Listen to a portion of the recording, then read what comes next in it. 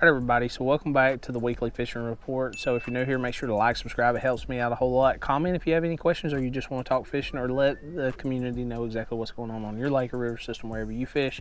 That way we can all grow as anglers, and also it helps us all save a little bit of time when we go in the water. So let's jump into it. Like I've been talking about the past couple weeks, we're in full-blown fall. There's no doubt about it. The lakes, the river systems, some of them have turned over, some of them are in the process of turning over, and some of them's not quite there yet.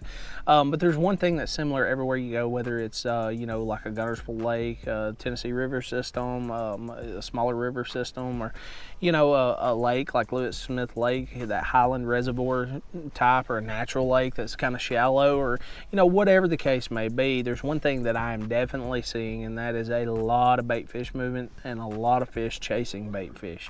One of the main things that I did notice when I was fishing Guntersville, there's areas where you get on a ton of bait fish and there's not a whole lot of bass, and it's extremely hard to catch those bass. And then there's areas where you get where there is not a whole lot of bait fish, but there is a whole lot of bass. So it's one of those things where you need to be covering a lot of water. Use your typical moving baits and stuff like that to cover water, and once you find those fish, slow down and pick it apart. But your pockets, all the way in the back of your creeks where there's some run-ins, any kind of slightly stained water where the water's kind of a little bit dingy, that not muddy, but kind of dingy, those are going to be great areas where you can experiment with a lot of different baits and stuff, because those fish that seem to be in those stained areas and the bait fish are extremely active. So your pinch point locations, those are going to be another great location. We just talked about pinch points. You're going to have fish migrating to you. You're going to have fish migrating from the area where they're at. So you're consistently going to run into fish, or basically they're kind of going to be running into you.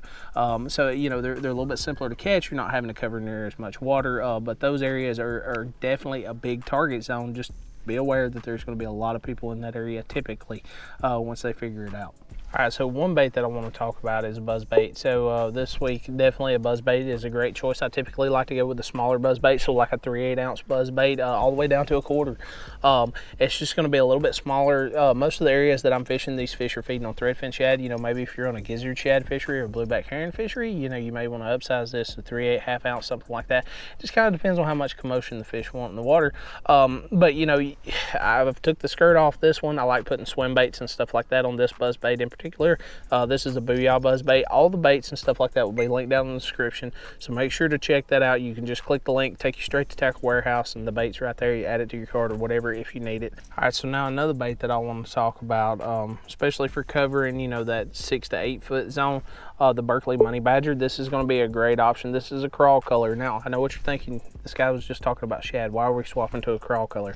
Most of these fish right now are going to be seeing shad colored stuff. This does not mean, like I said in the earlier video, that these fish are not going to be feeding on brim or crawfish. And sometimes throwing something a little bit different, like just a simple color change as far as going from a shad color to a brim or to a crawfish color, you can start loading the boat up quick, because they're not seeing this near as much as they are seeing the whites and the electric shads and the smoking shads and stuff like that. Now another one I want to talk about this week is the final bait. That is a swim jig. This is the Mouse Head by Thunderhawk Lures.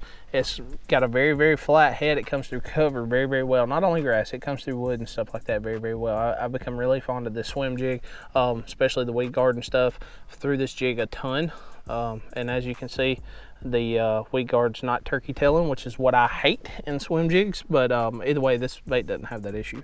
But if you're on a real grassy lake, it's got a lot of willow grass, eelgrass, stuff like that, this is going to be one of your best friends, because it's not super loud like a chatterbait, where it's just kind of like putting out so much vibration. It makes it super easy for these fish to find, because a lot of these fish are still getting pressured. So I want something a little bit more subtle, so a swim jig is going to do that for me. All different kinds of colors, but I typically stick to this white kind of clear color right here, because it's got the black in the skirt, so it kind of looks like multiple threadfin going through the water instead of just one's got a little bit of green in it. So it's very natural, and I can use tons of different trailers on it, whether it's Rage Crawls, Zoom Z Crawls, Rage Swimmers, Rapala, Crush City mares, whatever you want to throw on it. But this is going to be a great option. But either way, guys, I appreciate you stopping by. The fishing report helps you. Make sure to like, subscribe for more content. I got you covered when it comes to anything bass fishing. Don't forget to comment down below. I'll see you next week.